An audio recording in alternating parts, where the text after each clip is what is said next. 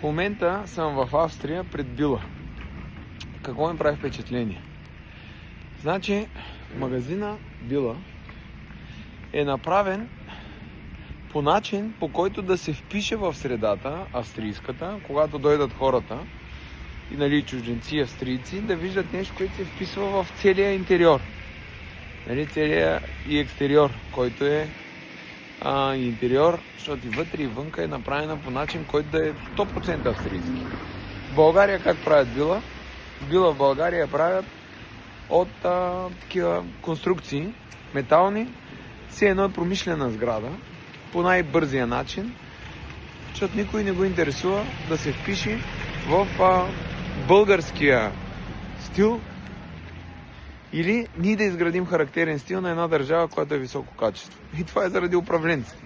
Те позволяват по такъв начин да се правят магазините. Дори може да видите дръвчетата, как са направени с дървесина, която е смляна, за да може да задържа влагата. Така се прави, вижте ги как са варосани, всичко е направено както трябва. И ето, отзад, виждате там, където има покривче, там има и соларни панели, както и там има една къща или хотел, че виждате на покрива с соларните панели. Няма да ги слагат насякъде, да шляпат, всичко да е омаскарено, разхвърляно, подредено, защото управляващите мислят за това.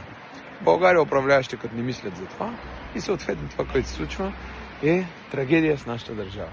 Така че не само овцете, изборите, там всички други неща, по подредбата още може да видите как тези хора мислят за държавата и да кажем, че правителство или нещо друго ни трябва, за да сме добре. Значи, не разбираме същността на проблема и сме осъдени на циганизация. Това е.